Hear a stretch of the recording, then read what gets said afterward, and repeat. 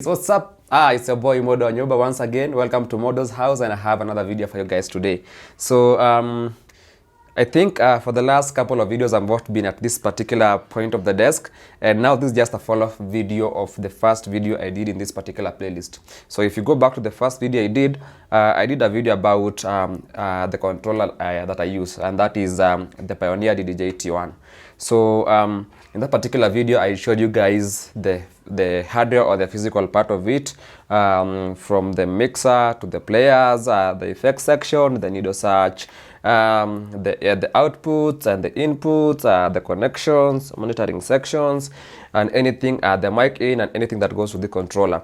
So in this video I want to do the second part of this video, and I want to take you guys to the software, because the reason we call this a controller is because it controls a software.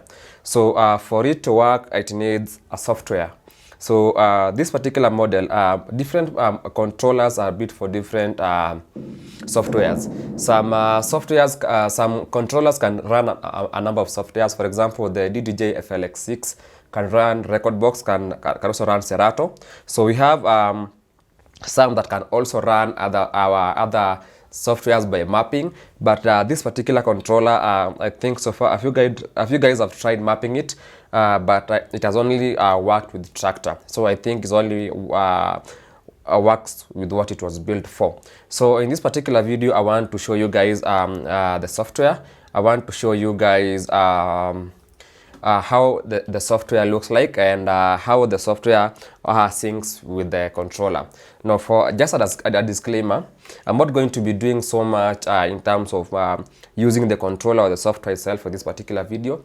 Like the same way I did the first video and just showed you guys the controller, I just want to show you guys the software. So then from there, in subsequent videos, we can go a bit deeper and learn how to use the tool, learn how I mix and whatnot. Though some of the things that apply here I'm already sharing with you guys in the other videos, even though not done at the controller setup. Things like counting music, the structure of a piano music, things that I've already talked about. So that whatever I've done in those videos is very applicable with what we are going to be doing with this. But for the purpose of this video, I'm just going to be dealing with the software layer and just a bit of the hardware. So I have the software open here. Before I proceed, so this is Traktor Pro 3. So when this controller was made in 2011, as in when this model was released in 2011, there was a version of Traktor that was for this edition of the controllers. But now, after years, I think they stopped supporting that particular release. And even for the pioneers, the makers of the controller, the makers of the hardware, they have archived this controller off their site. So since they have many newer models that have come after this one. So when I got this controller, I had to purchase Traktor once again. So this controller took me from virtual DJ to playing using Traktor Pro 3. So I first of all got a demo version that I used for, I think, a number of weeks as I was saving up to buy the full version, because the demo version has two limitations. Number one, in the demo version of Traktor Pro, you cannot record your mixes. So the recording feature is disabled. So for someone who has the interest of recording mixes like I do, that was a very limiting feature. Then number two, you can only play for 30 minutes on the demo version. After 30 minutes, unless these have changed in between the year, I've not used the demo. But when I had my demo, those are the limitations. Number one, I could not record my sets. Then number two, I could not play more than 30 minutes, and 30 minutes technically for a DJ like me is normally halfway or a third or quarter way through my set, and not a time to be ending the set. So I saved a bit of cash, and I got a Traktor Pro for the price of $69.99. So in Kenya shillings, that is something between 7,000 and 8,000 depending on the exchange rate. So then I got the full version that I've been using since December 2020 up to now. So let's dig in and see how the software looks like. So there we go. So these are the first the interface of the software. So one thing you're going to appreciate, the layout of the controller and the interface of the software are very similar. That makes it is very easy for you to use these two together. So for example, if you look at the mixer section in the software, this one right here is this one right here, starting from I'm going to connect this a bit later, but let me just actually just connect this. So if you look up here, after the name, you have on top of the name you have a number, a short menu, that the file, the view, the help. So then the first main thing we have here is the output selection. So as you can see, my output selection is red. That means I do not have an active output. So if I was to play music, I will not be listening to this music anywhere. So the software will not even let me play music in this kind of state. So the first thing I have to do is to pick the output for the software to use. And for this particular case, I'm going to pick the controller, the DDJ T1, as the output for two reasons. Number one, I want to use the sound card on the controller over the sound card inside the laptop, because of course the sound card on the controller is a bit stronger and gives a better, crispier sound than the controller of the laptop, the sound card of the laptop. Then number two, for this particular controller, in case you are not using the inbuilt sound card as the output, you cannot use your cue. That means you cannot pre-listen to your songs. And I want to pre-listen my songs so that I want to do by bit matching and confirm by ear rather than just looking at the sound wave. And sometimes I might be doing an instant double whereby the BPM is double or half what I'm mixing into or out of. So I want to have my cue ability. So for that to happen, I have to pick the controller as my audio device. So I'm going to come and click where the speaker icon is, the red one. So you can see I already have it connected on the software, but physically it is not. So I have to plug in the USB cable that runs from the laptop. There's a USB port here. This is the cable from the laptop then into the controller. So the moment I do this, is going to recognize the software and is going to light up again. And as now you can see, there's a number of more buttons lighting up. The FX button has come on, the filter button has come on, the kilo button has come on. So that means I now have an output for my sound. So as you can see now, the icon has changed from a red speaker with an X to a white speaker. That means my output is okay. So like I said, the layout of the controller and the interface of the software are very similar. So number one, like you can see up here, we have the FX section on the controller and the same on the software. So this, the wet and dry, these are the parameters of the effect. Then if I'm using changed mode, so this is the wet and dry, then these are the independent effects that I'm using. So the same applies to this other side. On the FX. So this is FX1, then this is FX2. If I turn this on and I'm using single, you can see when this comes on, the light also comes on the software. And the light on the software and the light on the controller have the same color. So you easily get to connect the two of them. So then the same applies for this other channel like that. So this is the wet and dry. The parameters of the effect, in case you're using one effect. In case you're using three of them, this is the wet and dry, then this is the independent effects that we're using. So yes, so after that we have coming in between the two effects sections, we have where we have the master tempo display. For example, the master tempo is going to be the tempo of the last song I was playing. So the last song I was playing was 94, so this is the master tempo. Then we have things like snap, that relates to the beat grid. We have quantize also. We have also have link in case you want to stream your mixes. And then you also have here the master output gain, so or the limiter. So this is the equivalent of this button right here. So this one sets how much volume is coming out from the master output of your controller or of your whatever you're playing. So then On the FX2 section, right below the effects name, we have an icon that you can click. So when you click on this like that, we get a new menu, that is the record menu. So in case I want to record my mix, since I'm using the Pro version, I can record as many mixes as long as the size allows me. The moment I click this on, it starts recording. And the good thing about Traktor, it shows you both parameters. It shows you the size and the length in time, the size in terms of megabytes and the length in time. Then you can also adjust the gain of the mix recording up or down using this gain button. And also you can also stream the same, and if you want to stream the same, then you can also cut your recording. So in case I click on cut, it's going to immediately cut and start another recording like real quick. So that is the record function. So then we are going to come in this blank space here. This blank space here is where we are going to be having the waveforms displayed. So the first song that is on disk A is going to be displayed on top. Then the other song on deck B is going to be displayed below.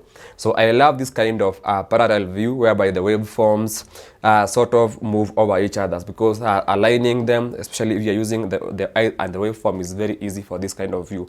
I'm going to show how you can change this a bit later. So then below the waveforms display for the playing songs, we have the mixer section. So this section right here is this particular section plus one thing, and that is the filter. So you can see the filter knob is right here on the controller has been brought to this center part of the software. So as I turn it off and on, you can see then since you have the option of using five color effects, there's reverb, there's dual delay, there's noise, and there's time gator. So you can pick any of them, then use that to control that. And the good thing, when you change the effect, you can see the color changes. So that means you're going to see if it is blue, it is noise, if it is red, it will whatever. So each of the color effects, like the name says, has a color, which is pretty amazing. Then still on this center part of the software where we have the mixer, we have the crossfader, of course, is down here. For my style of mixing, I never touch the crossfader. Then we have the volume fader, very responsive, you can see. The delay even visually is very minimal, so even in sound it's perfect. So then on top of that, we have the EQ, of course, we have the lows, we have the mids, and we have the highs. Then we have the master gain for each of the channels. This controls how much volume is coming from that particular channel. So that is the master gain for each channel. So then whatever else you have in this particular place is the FX button. So this, remember I said this is FX1. Let me use, so this is FX1 and this is FX2. If you want to use FX1 on this channel, you activate it through this button. If you want to use FX2 on this button, on this channel, you can activate the same using these two buttons.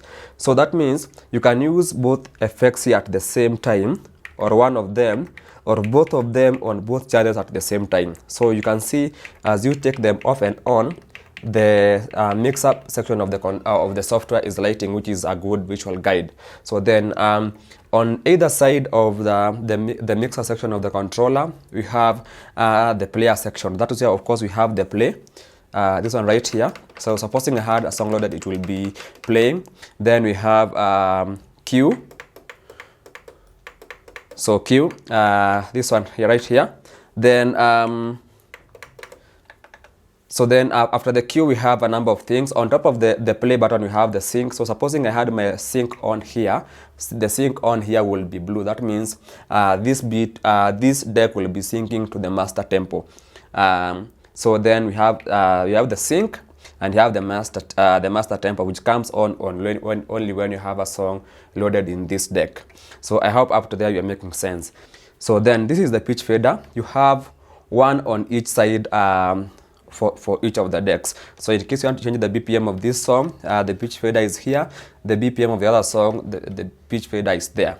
So then what you have here in blue is the key of the song because I have the key lock on.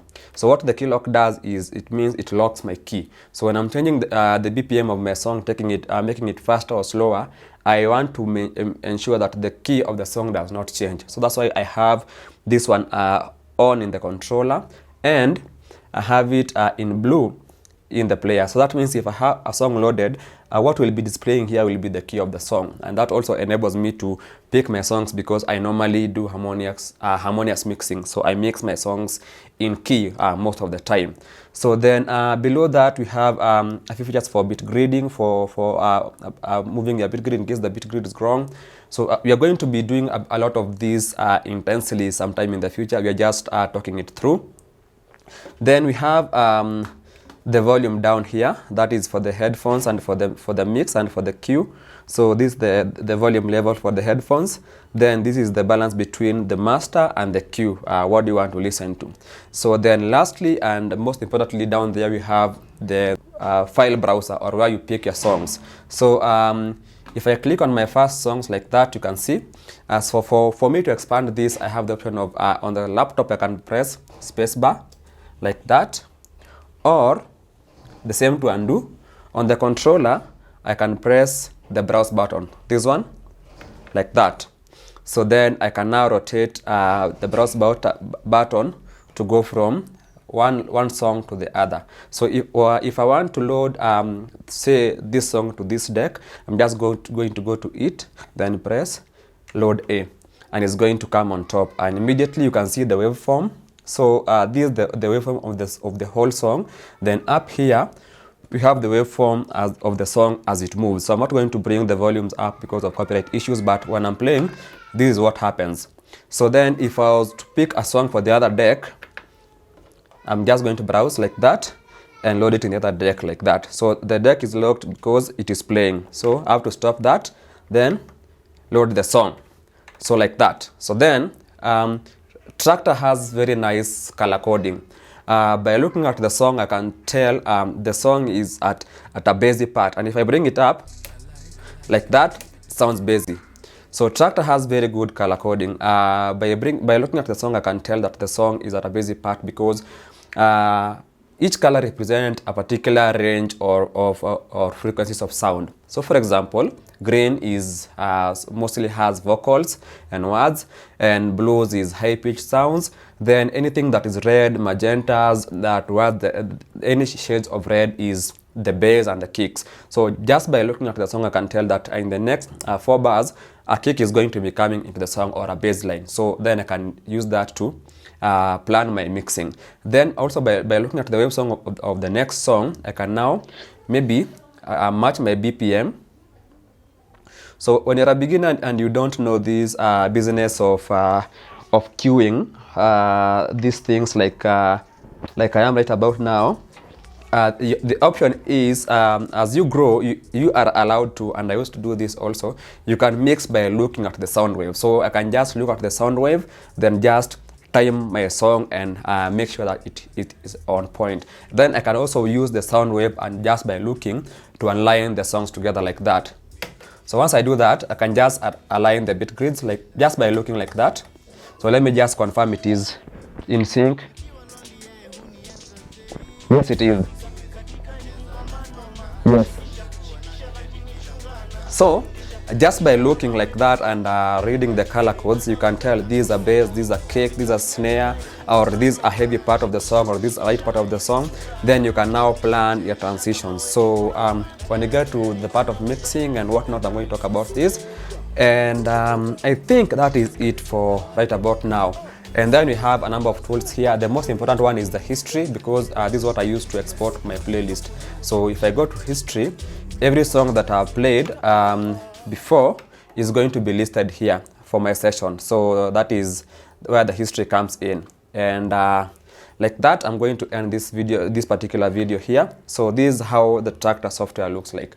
You have the option of using 4 channels, but I normally just use 2, because if I have 2 physical players, I also want to limit myself to 2 channels, because if I was to use 4, I will want to have 4. Maybe we do a mashup on this side, mashup on this side, play with one of them, not just having to change between each 2 decks on each of the players, or 2 channels on each of the players. So yeah, so I think that is it. I know today has been quite intense, and I've shared quite a lot in a short time, pardon me, but like I said, we're just starting out, and we are going to be digging deep into this tractor business and tractor software, and sometimes even the others. I have record box. I use record box sometimes too, and I have Serato. So I am good with all with these 3 softwares. I can use any of them as nicely as the other. So in other videos, hopefully when I have access to maybe a Serato controller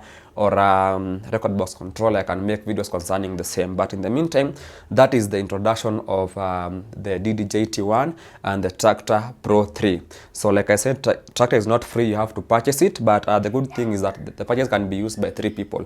So you can changa, and then you can share it with 3 people at the same time. 3 people can log in and use the same email, which has been used for purchase at the same time, and that is a beautiful thing. So far so good. I think I'm going to see you guys in another video, and I don't know what, you guys can also share topics that you want me to cover. Ask me questions, throw me topics, give me ideas of what to talk about, because I'm not a pro DJ. I've never been to DJ school. I've not been playing that long. I'm not the best of us all, or among them.